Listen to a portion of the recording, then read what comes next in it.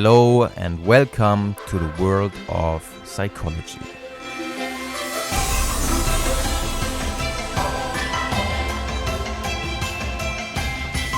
The poor's poor mental performance and self-control.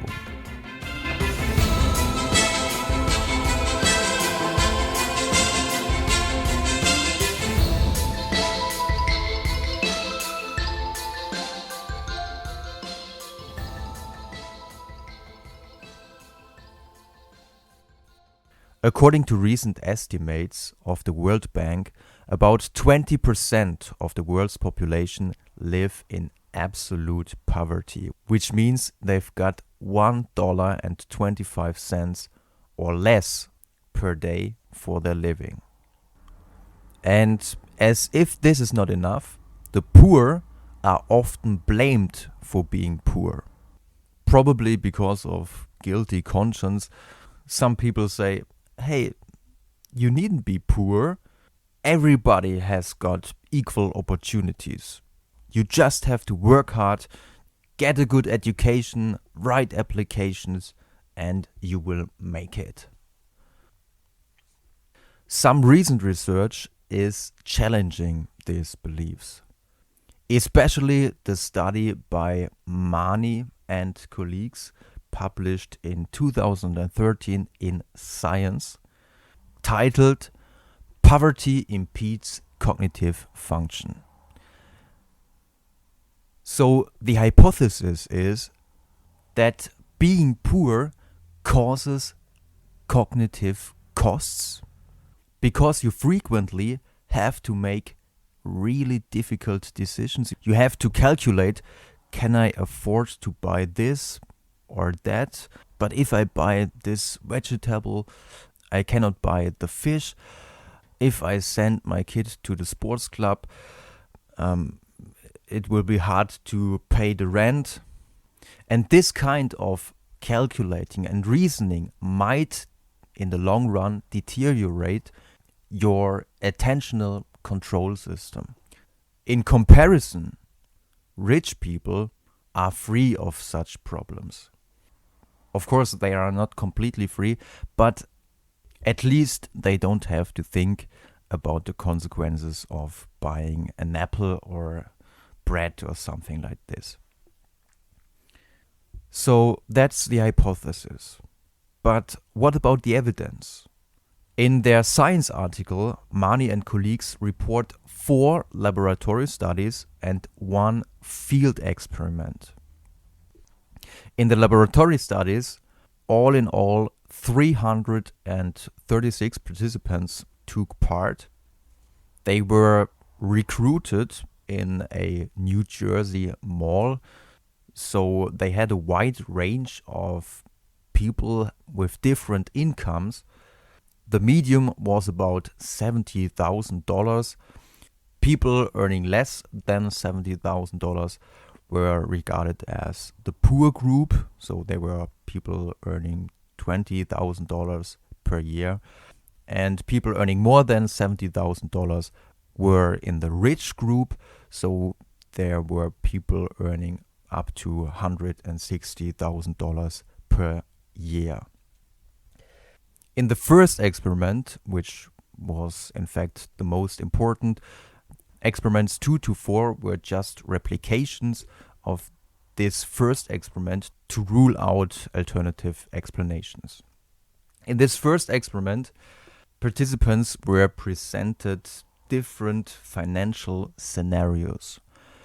For example, they had to imagine that their car was having some trouble and the repair cost for the car was about $1,500. But not for all participants, the repair costs were $1,500. In fact, half of the participants had to think about solutions for this hard financial scenario, and the other half were presented with scenarios with lower numbers. For example, the car repair took just $150. After being presented this scenario, participants had to solve difficult cognitive tasks. These were, on the one hand, items of the Raven's standard progressive matrices, a classical test for measuring fluid intelligence, and these were tasks to measure cognitive control. So it's all about inhibition. You have to be able to control your attention. The results showed that when the financial problem was easy, rich and poor participants performed equally well in the cognitive tests. When the car repair took $1,500 or when the refrigerator costed $999 instead of $399, in this hard condition, the poor performed significantly worse. And the effect was equivalent to a night without sleep, or in other words, 13 IQ points. And this is quite a huge effect, especially as we are talking about fluid intelligence, which is usually regarded as very difficult to change. Now, one could say, maybe there are other explanations. Maybe the poor performed worse because the financial scenarios with all these numbers evoked math anxiety. To rule out this possibility, experiment 2 was conducted with the same numbers, but not financial problems. And under these conditions, they found no effect. But maybe, you might say, maybe they weren't motivated enough. Okay, so in experiment 3, participants were rewarded for good performance. For every right answer, they were paid 25 cents. But in spite of the incentives, and you might guess that especially the poor should be motivated by incentives, in spite of these rewards, the results were the same as in experiment 1. So this experiment is very important as it's an replication of the first experiment. And the same is right for experiment 4, in which participants were now allowed to complete their answers to the financial problems. In experiment 1, they were asked to keep their answers, their solutions to the financial problems in mind while solving the cognitive tasks. This might have caused a too high cognitive load, so in experiment 4, they were allowed to answer the financial problems, and then they had to pass on to the cognitive tests. Nevertheless, the results were the same as in experiment 1, so again a replication.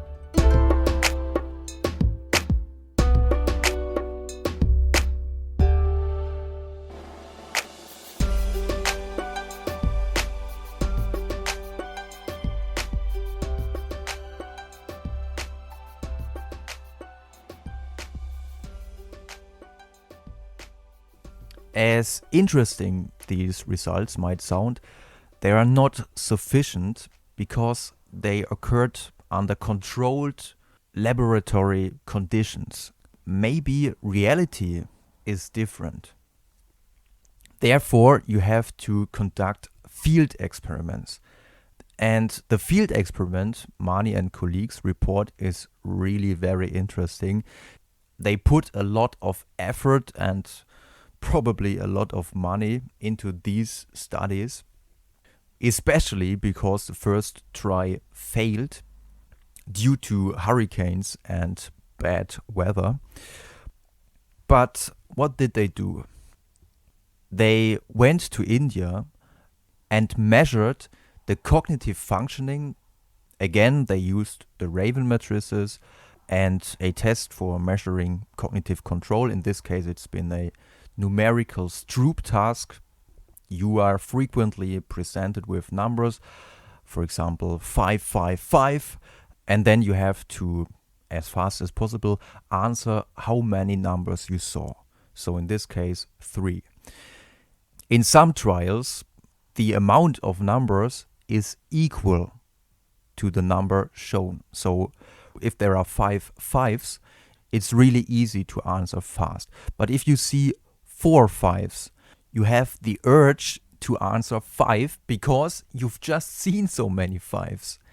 So it's really about inhibition, about controlling your inner impulses.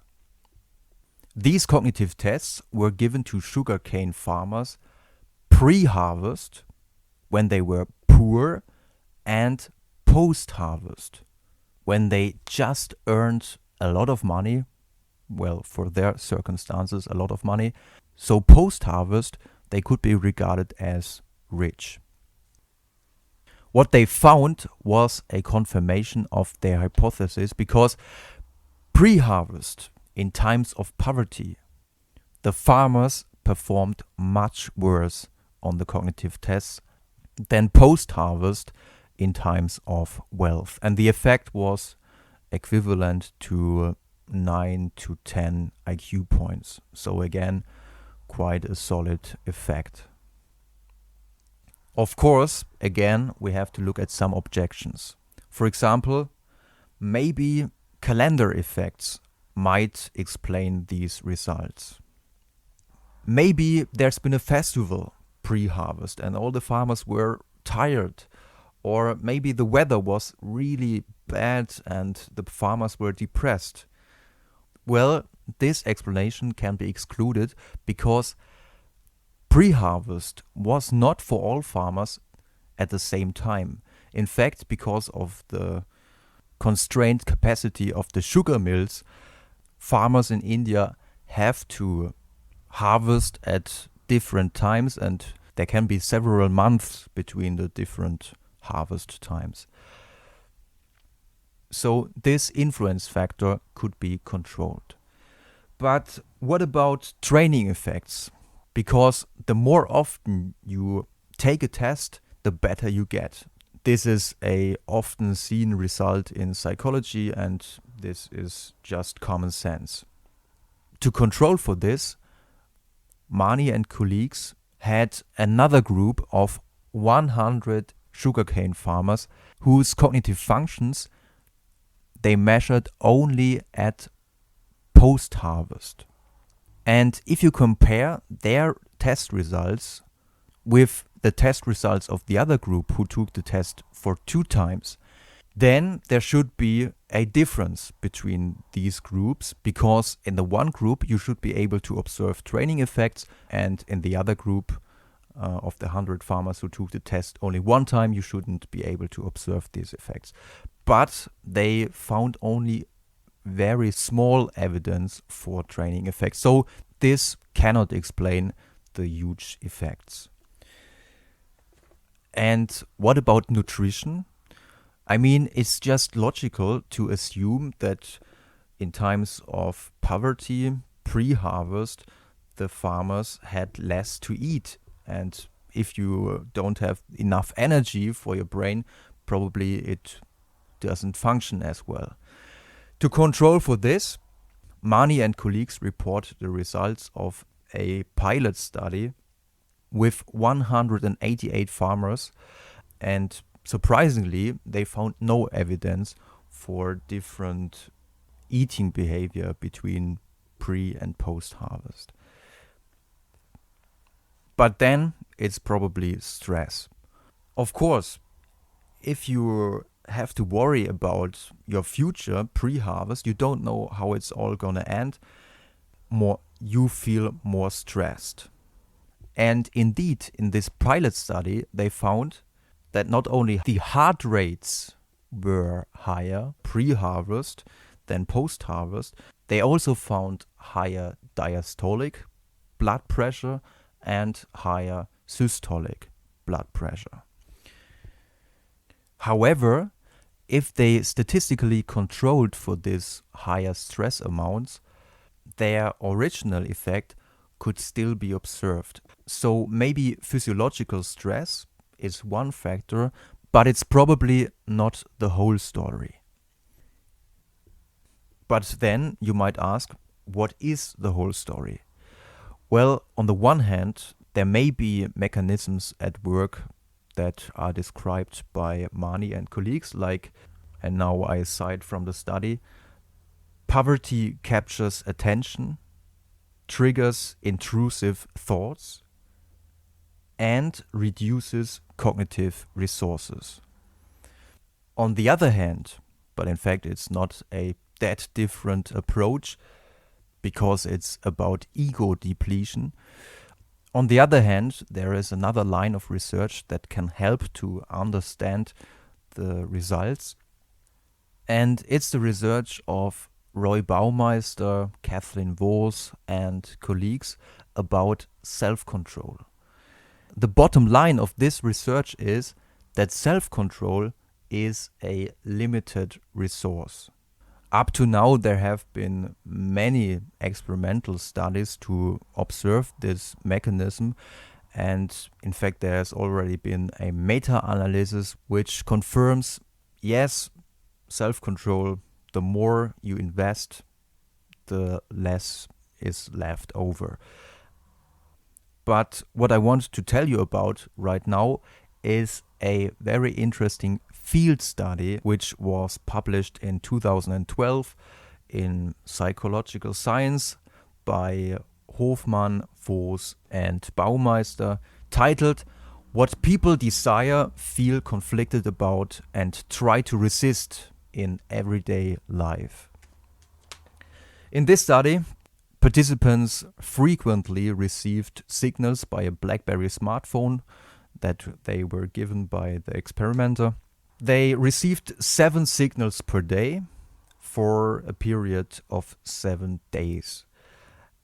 Whenever they received the signal, they had to indicate whether they were just experiencing a desire episode or whether they had experienced a desire episode during the last 30 minutes.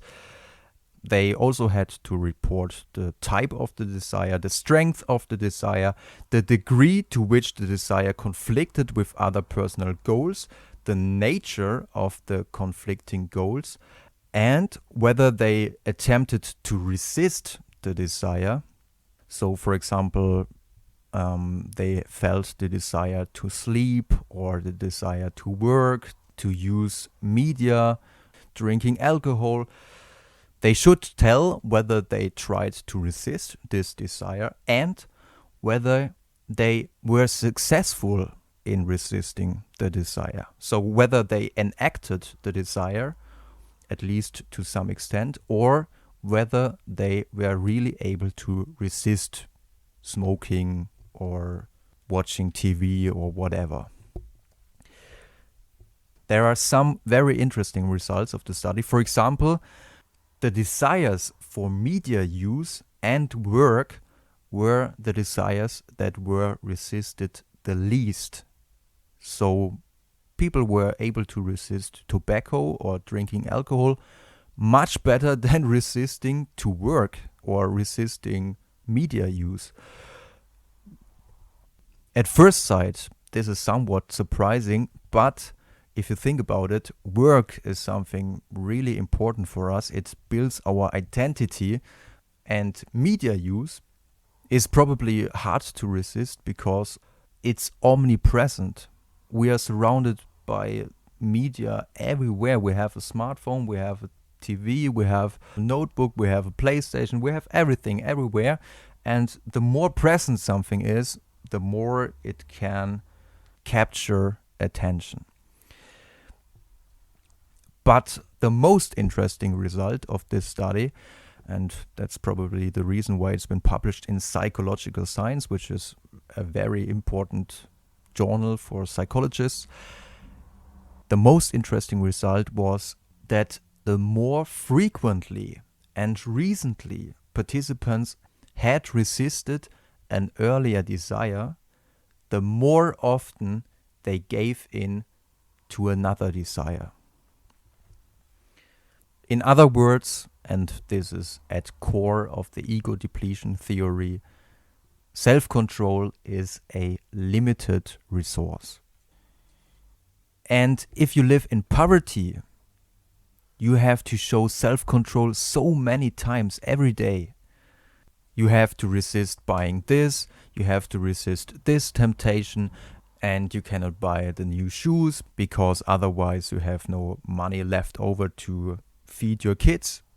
And after resisting all these temptations, after making very difficult decisions, at some point of time, your self-control runs out.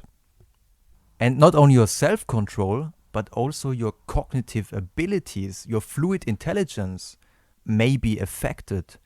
And so it's very cynical to blame the poor for not improving their situation, because the study results tell us that everybody can get problems when put in conditions of scarcity and poverty.